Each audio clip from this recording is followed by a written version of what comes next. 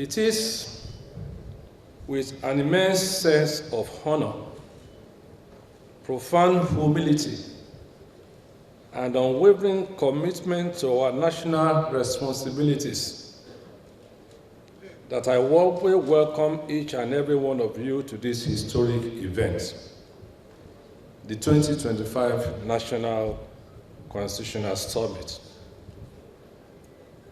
This significant gathering has been convened by the Patriots and is being held here today in the heart of our nation's capital, Abuja. Today we come together not merely as individuals representing various institutions, ethnic groups, or political parties, but as proud citizens united by a common and noble aspiration to forge a Nigeria that truly works for all its people. We gather as a group of patriots, although with differing ideas and perspectives, yet deeply committed to helping shape a Nigeria that we're all proud of. This moment marks a significant step in our journey towards unity, progress, and national development. By standing together today, we reaffirm our shared dedication to the ideal of fairness, justice, and equity, which are the foundation of a truly great nation. This summit is a citizen-driven constitutional intervention stemming from months and even years of relentless advocacy, extensive consultations, and a growing sense of public urgency.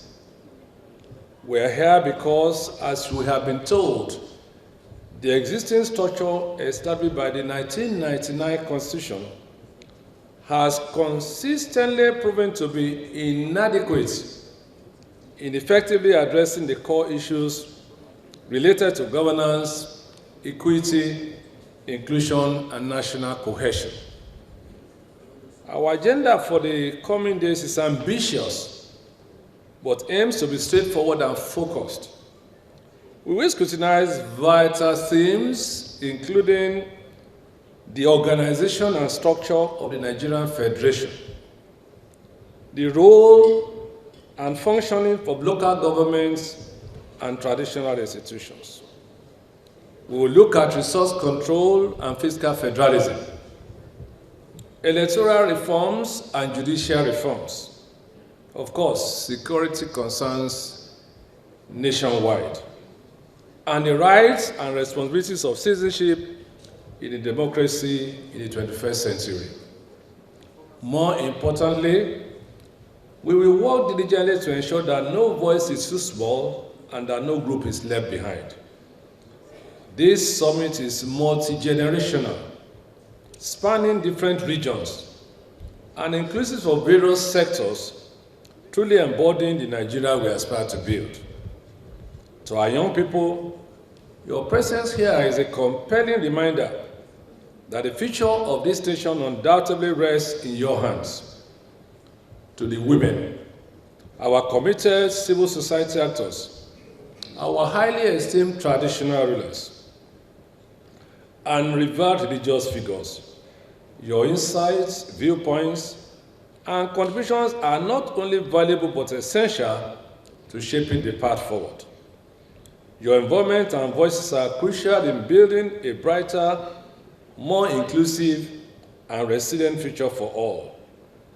As the co-chair of this organizing committee, I feel it is essential to take a moment to sincerely commend and acknowledge the tireless dedication, hard work of His Excellency, Ambassador Emeka Anyaoku,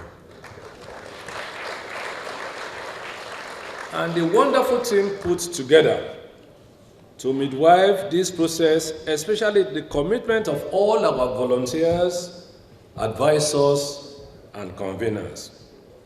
Allow me to conclude by emphasizing that this moment does not signify an end, but rather a new commencement. The resolutions and proposals arising from this summit will be carefully documented, further refined, and subsequently presented to both the Presidency and the National Assembly for their consideration.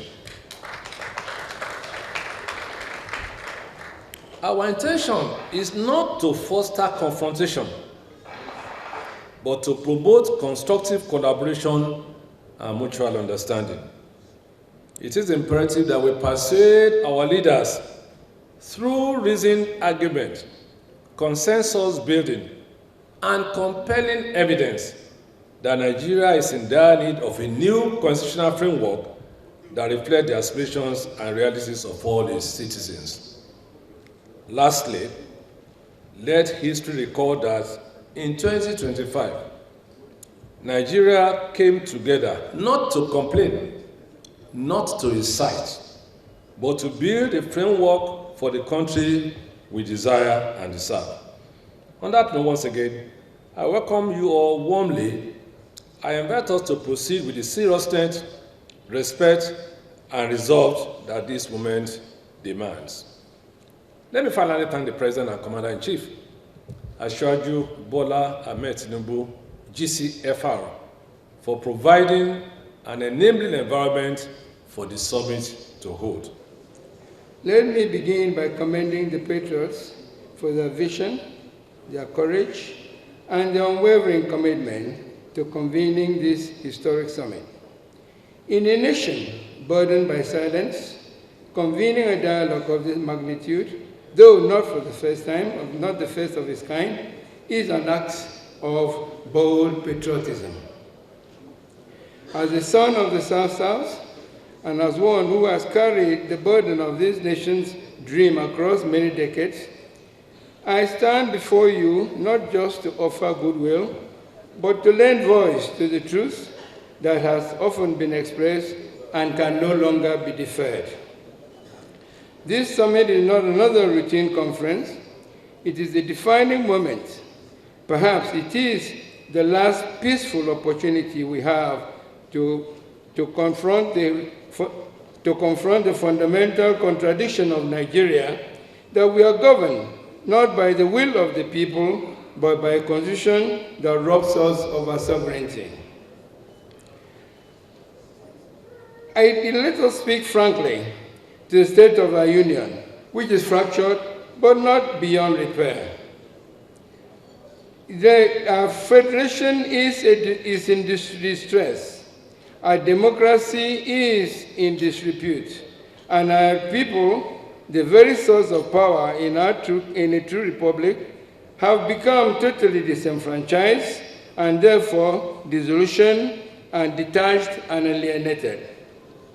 We from the South-South region join other zones across the country who have agreed that this union is not working as it is. It can only be sustained if it is restructured on the basis of equity, justice, and mutual consent. Now, the Patriots have called us for us to examine certain things: the legitimacy of the 1999 Constitution, the viability of our current political system, the path towards restoring true sovereignty to the Nigerian people. This agenda, therefore, is not only the right one, but it is in fact the only one that matters now. We endorse it in its entirety because the truth is this: the 1999 Constitution was not the people's constitution. It was a military decree imposed without the consent of the people. The military suspended the 1963 Constitution, which remains the last legal expression of our people's collective will and agreed terms of condition for staying together. That Constitution, I'd like to emphasize, was suspended.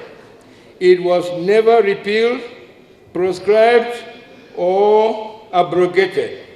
At the end, rather than leave the suspension and restore a legitimate constitution, it was instead replaced with a fraudulent document that begins with a lie that says, "We the people." This document was not even submitted to the National Assembly for adoption or ratification before it was put into use. The people of Nigeria were not consulted, we did not consent, it was foisted on us, and our sovereignty was therefore stolen. Now, let us look at why our present political system cannot work.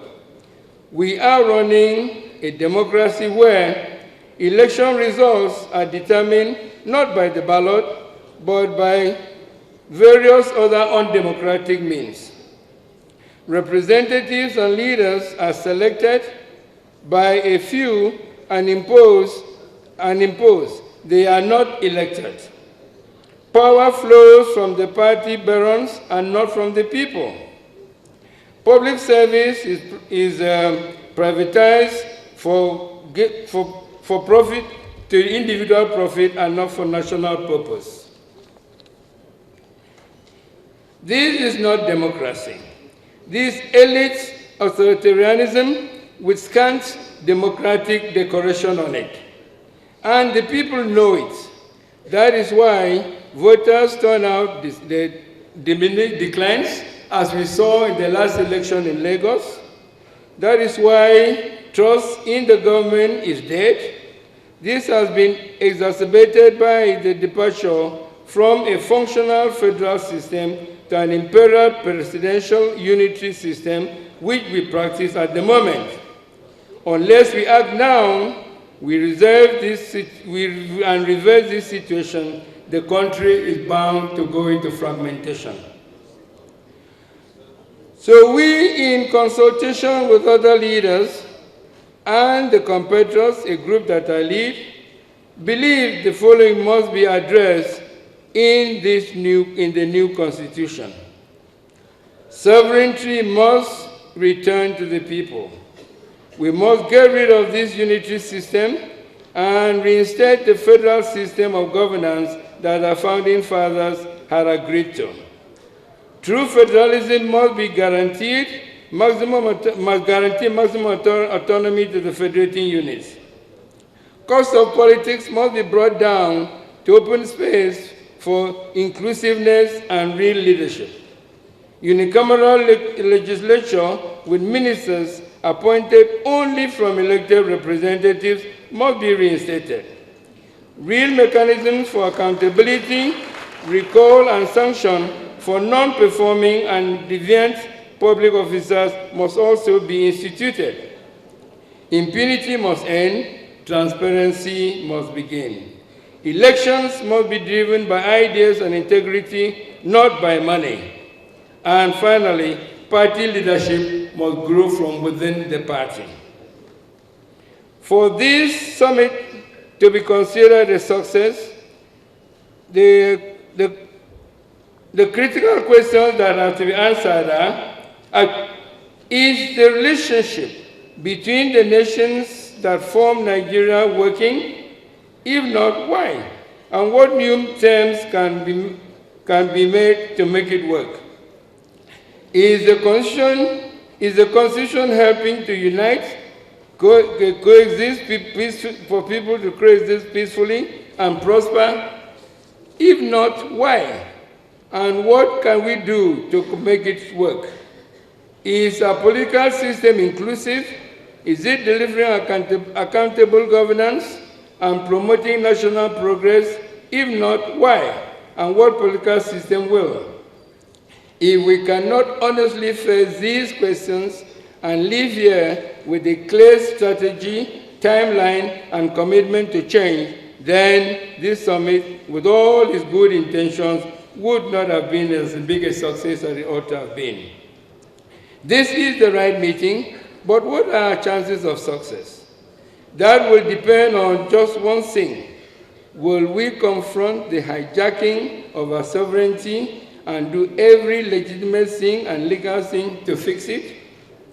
If we live here with a clear, actionable roadmap to 1, restore sovereignty to the people, 2, enact a truly people-driven constitution, and 3, reform our political system to reflect our realities, then this meeting will go down in history as the turning point for Nigeria. But if we leave with nothing but speeches, handshakes, and photo ops, the tragedy of Nigeria will continue and we will share in the blame. Let us therefore resolve to reclaim Nigeria together. We must not be afraid to change. What we must rather be afraid of is not to change. Nigeria's unity will only be preserved through fairness and justice, not force or fear. And if we miss this opportunity, the next chapter may be one of irreversible fragmentation. I believe, and I know that many of you also believe, that time is running out. Let this summit be a strident call for a new beginning.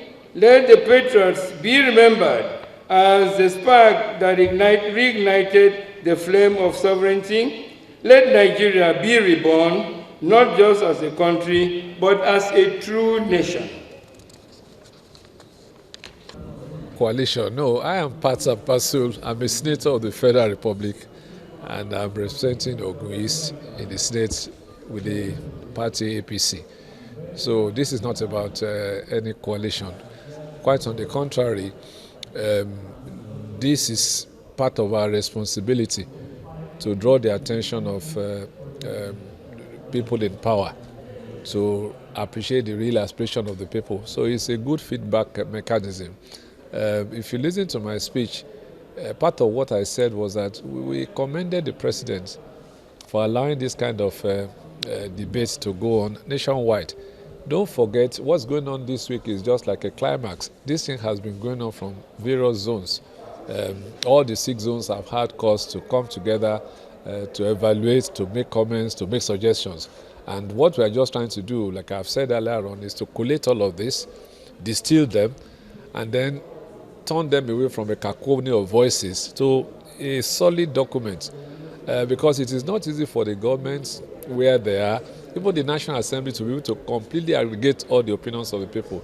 So this is a wonderful, wonderful opportunity, and I am sure that it can only complement the efforts of the people in the government and also at the assemblies. Well, is it a gathering of the elites in Abuja, or inputs were taken from the grassroots? From what you will see here today, it's just opening up. What you've heard now is goodwill messages from leaders, former presidents, and so on and so forth.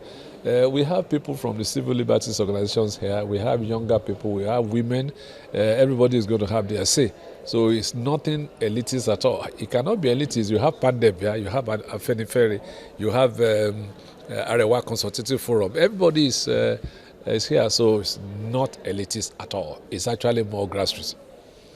Thank you. Sir, is there any, following this thing, what informed you, what gave you the courage that, not fearing that there will be a backlash? There cannot be any backlash in a democratic environment where people, nobody is inciting anybody here. We are saying as stakeholders, let us all come together, make suggestions. As a matter of fact, I can assure you that the government is very excited about what is going on. This is much better than people go on the streets. This is actually democracy. When this fails, then you now see people going on the streets, and then there will be violence. No, that's not what we're looking for. And I'm sure the government is quite appreciative of the efforts that's going on here. Your Excellency, talking about a new constitution, is this something that Nigerians should be expected? Is this something realistic? Talking as a lawmaker, is this something realistic? Oh, it's realistic. Even in the National Assembly, you may not be aware, a lot of amendments are going on slowly, gradually with our laws. When things, okay, I'll give you a typical example of some of the suggestions I've had. Women who marry from one state to the other. Sometimes a woman marries for 30, 40 years to a husband in another state, not his state of origin. And because he's not from that state, he's not able to benefit from the entitlement of that state. That's something that requires amendment. Because if you marry to another state, 40 years later, they still say you don't belong to them. What kind of thing is that? So there are various things that make sense to amend. And that's why I said that at the beginning, the Constitution is not a static document. It's something that is subject to, even American Constitution, you heard of the Fifth Amendment, all sorts of amendments are going up from time to time. That's what it's all about. This National Summit on the future of Nigeria's Constitution is not just about the South-South, it's about Nigeria. It's about bringing the people of Nigeria together to speak to ourselves, and led by a venerated and much respected person as Chief Emeka Anyaoku, at his age of over 90 years, bringing us together and bringing people of like age and like national commitment gives us, some of us, the younger people, a lot of inspiration to be here. But for us, we believe that dialogue, discussing to understand ourselves, is sine qua non. It's a basic fundamental for us to build a country. You see, before independence, between 1950 and 1960, one thing that our fathers exhibited was that power of dialogue. They had what they call a Ibadan Conference, 1950. And after that, we had the Macpherson Constitution. After that, we had the Littleton Constitution. After that, we had a series of constitutional talks in Lancaster House and in Lagos. Finally, the Independent Constitution of 1960. Then there was the Parliament where the 1963 Constitution was debated. All these were processes of dialogue. I always give an example, the example of Pakistan and India. By 1947, when Britain was giving independence to the Indian subcontinent, Pakistan said, no, we want to go on our own. We don't want to be in the same place with India. And their leader, Muhammad Ali Jinnah, insisted that, no, we don't want to be. And he left. And Indians with Nehru formed their country. Pakistan became a country. Like the two have now become many other countries. Now, the catch line there is that our fathers saw what happened to India and Pakistan, but decided, Zik, Awolowo, Sadwana, Enauro, Dapabriye, J.S. Taka, all the leaders of Nigeria said, no, we will not break apart. Yeah, we are different, but we will be one country. Now they handed us over a country which they negotiated. The terms of staying together were negotiated, and they encapsulated in the 1963 Constitution. The order, they said, okay, if we must stay together, let's do things like this. In 1966, this process of negotiation took hundreds of the best brains of every part. 1963, few military people, maybe about 10, 15, the Supreme Military Council, we have hereby suspended the Constitution. And we're in that state.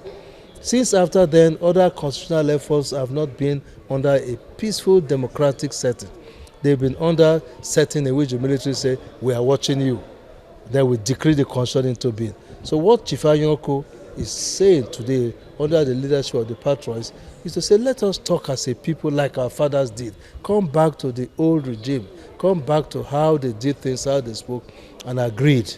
So that's what we are doing today. For us in the Niger Delta, for example, issues of the fiscal situation, resource control is very important to us. Our fathers, that was one of the most vexatious issues, resource control. And they agreed on certain regimes. This is how every part of Nigeria has resources, whether you are from the extreme north, extreme northwest, northeast, southwest, southeast, central, south-south. There are a lot of resources, mineral resources, agricultural resources. Where are the granite pyramids? You don't see them again. Where is the huge? We are number one in producing cocoa in the world. Why don't we produce again? Because everybody is today depending on the oil from Niger Delta. We come and sit down and share the oil. But our fathers didn't do that. Our fathers had granite pyramids and they had all these other things to produce. We're a productive country. We're not only consuming. So that's one of the points Chief Anyaoku made, that the fiscal regime does not make us to be competitive, does not make us to work hard. So I think we will try and see how best we can discuss and come into consensus. From the 1999 Constitution, the way it is written in a very masculine language, because he keeps saying he, there's no she.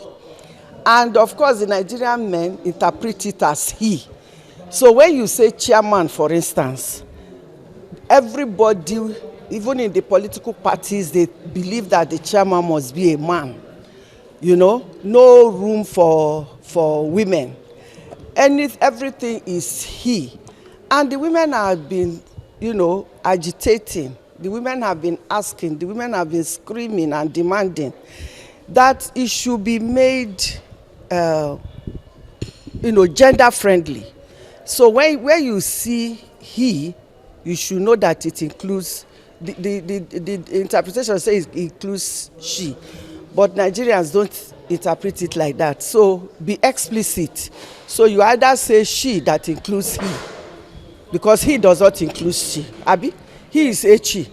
There is no she there, but she includes he. S-H-E, you will find he there. So it's either you change it to she, although anywhere you see he put she. But that's on the lighter side. But the seriousness is that Nigerian constitution does not favor the female gender. And Nigerian women have been asking.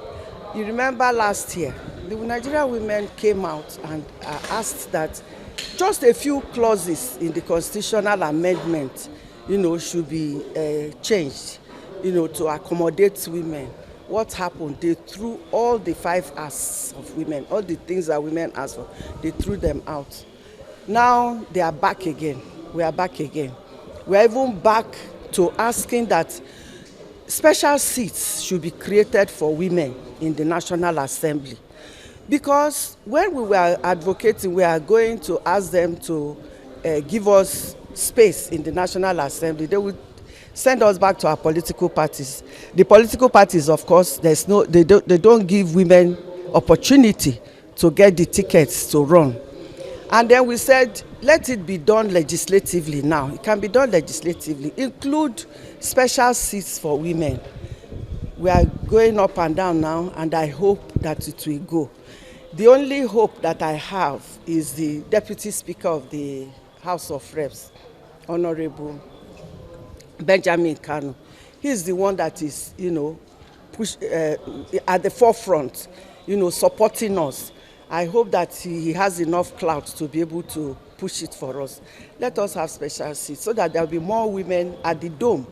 The Dome is the National Assembly, where decisions that, you know, that have to do with life and death, has to do with the lives and well-being of Nigerians are taken, so that you can hear the women's perspective, the women's point of view.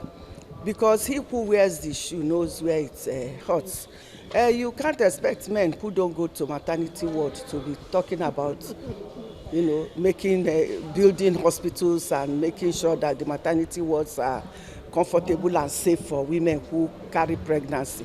But if there are women legislators there, they will be very much interested in making sure that our health sector, you know, our health, you know, is catered for. There's enough money. There's enough money put in the health sector, because who goes to the hospital more? Women and children. Men are not the sick, so it doesn't concern you. Do you understand?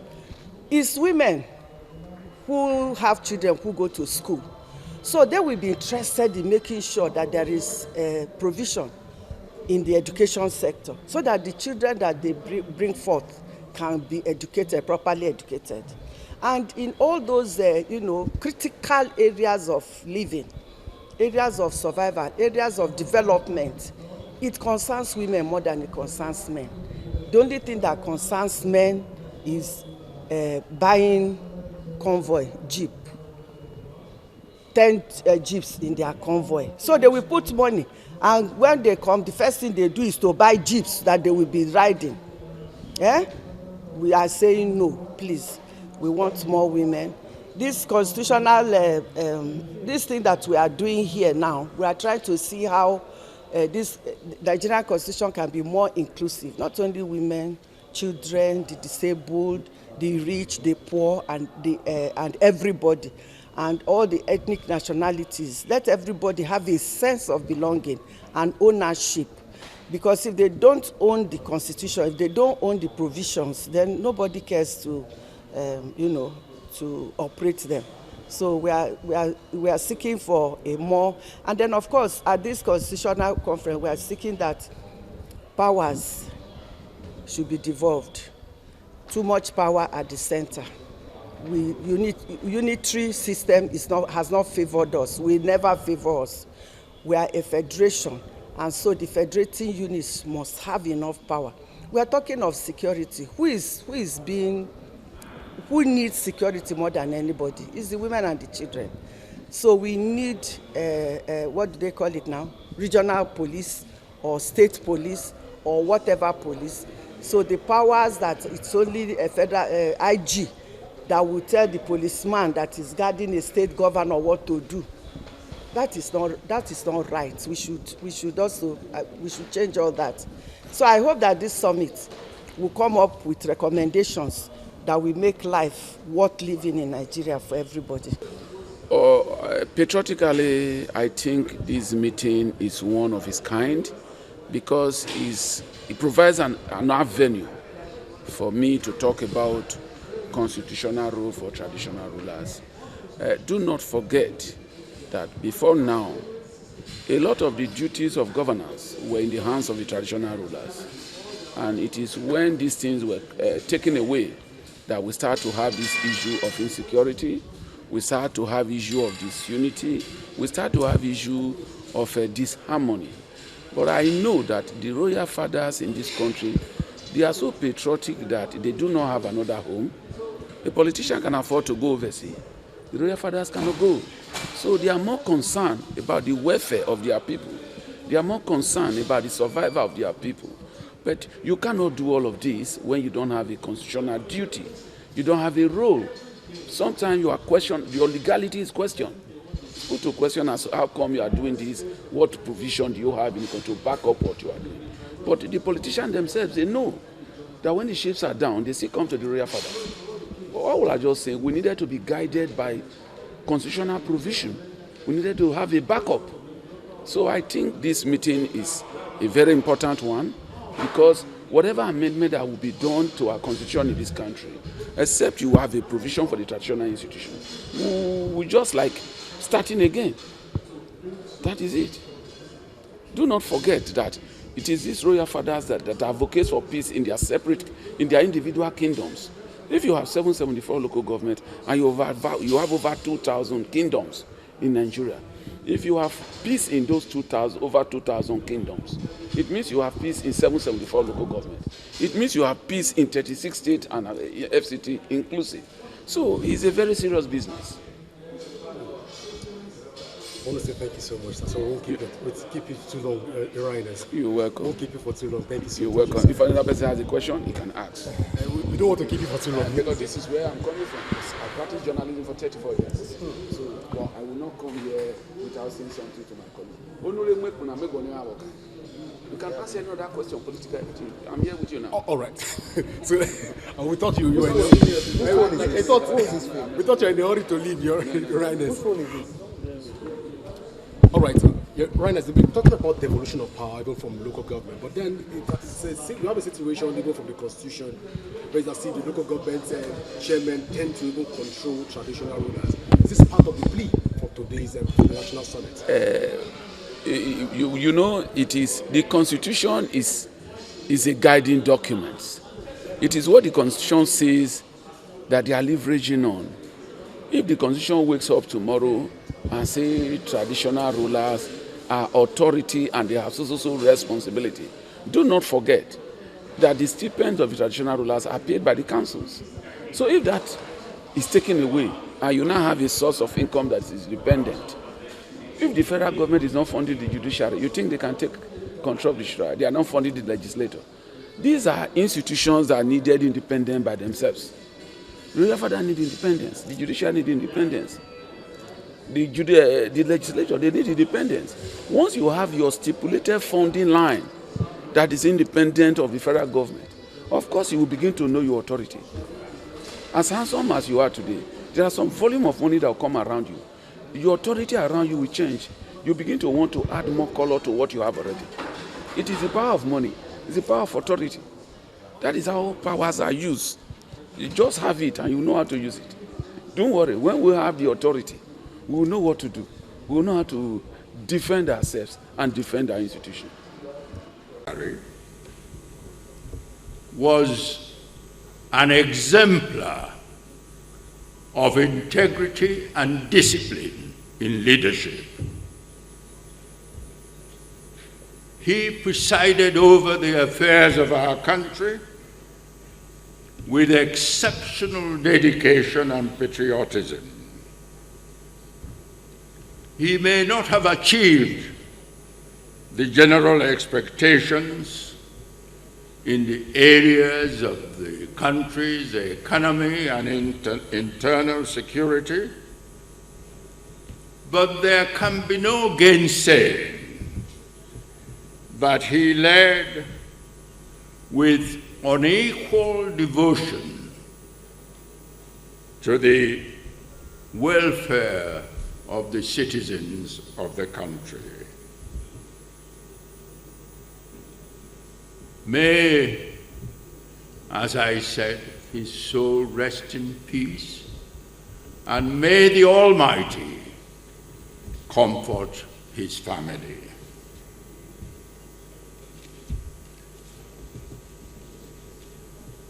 Well, I come to the summit.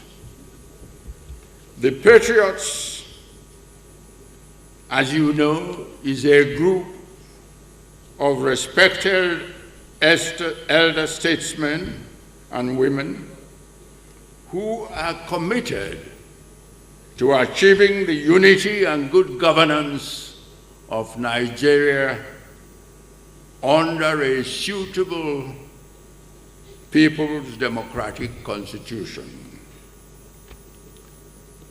As a background to this summit, it is important to state the following indisputable facts that are recognized by all our citizens, except, of course, those who would want to continue to live in denial.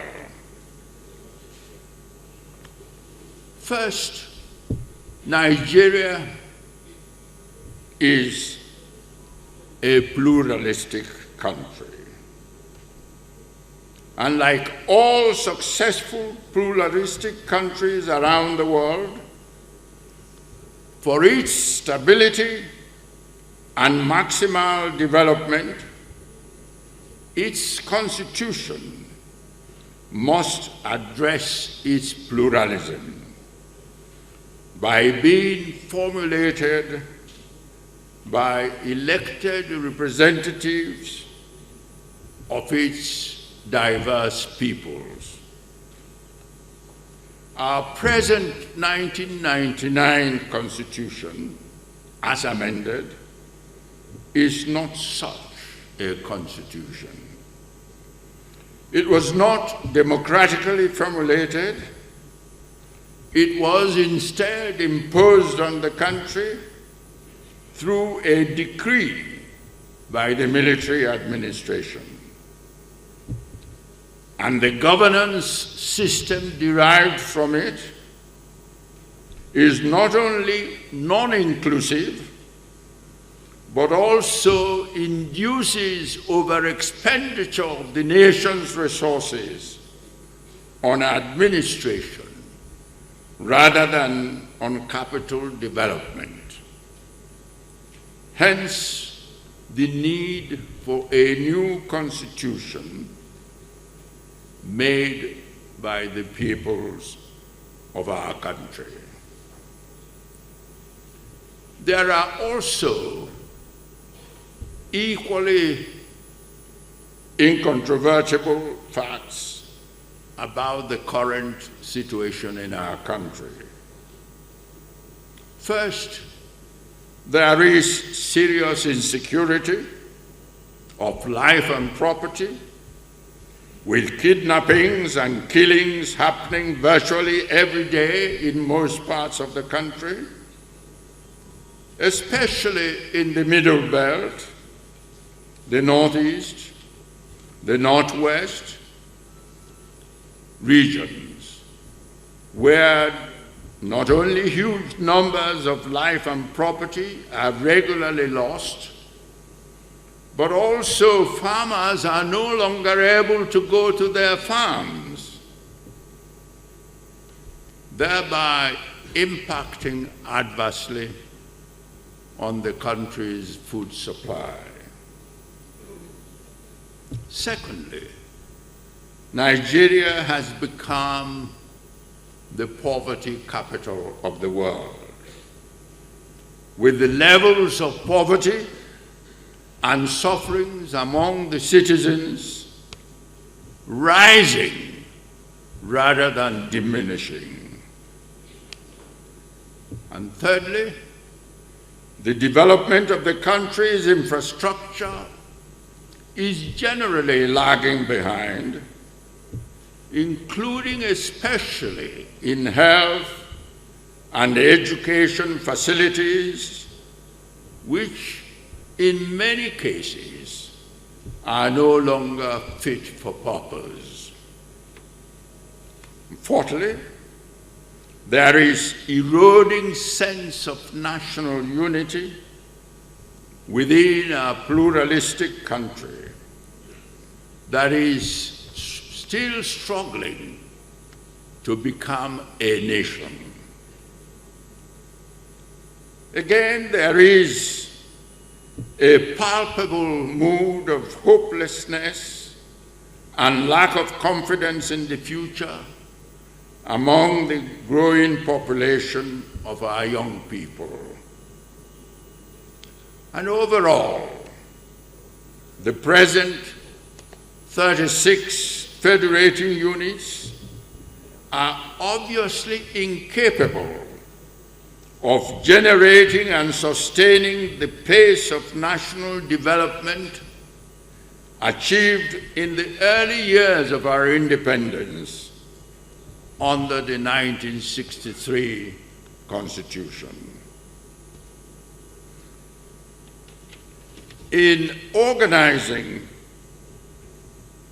this national summit, the Patriots are of the view that the incontrovertible facts that I have mentioned can be more effectively reversed if our pluralistic country is given a more credible and truly federal constitution, democratically made by the Nigerian people, a constitution that would be in sync with the constitutions of successful pluralistic countries around the world.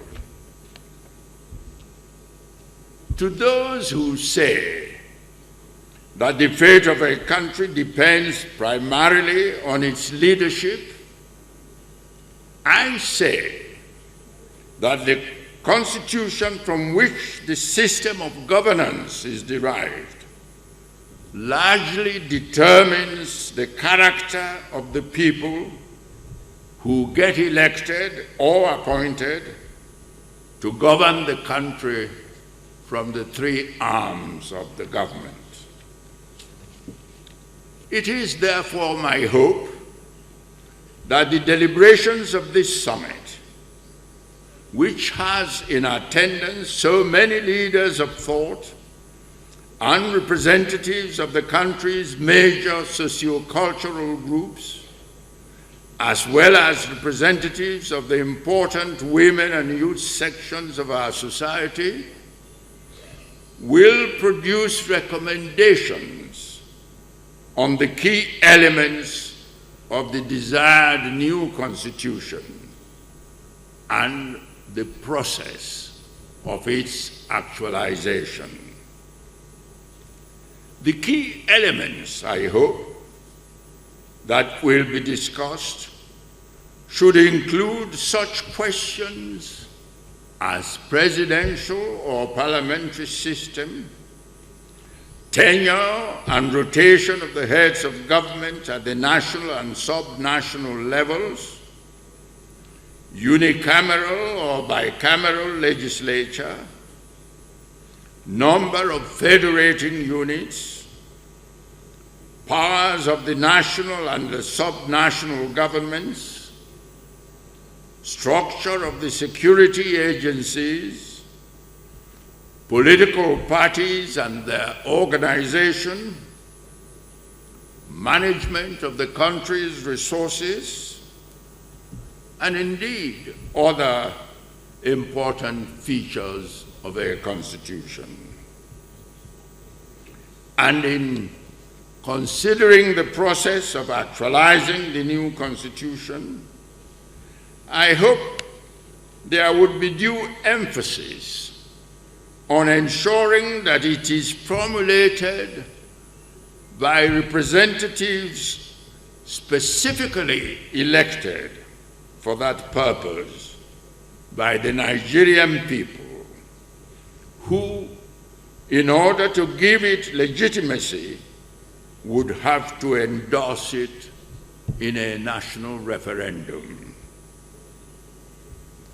Finally, I want here to thank the organizers of the town hall meetings that preceded this summit in the 6 geopolitical zones, which have provided ideas that are to be fed into our deliberations. In ending my remarks, I would like to stress the importance of speakers adhering to their allocated times so that we can have as many speakers as possible within the 2 days of our meeting. I thank you all.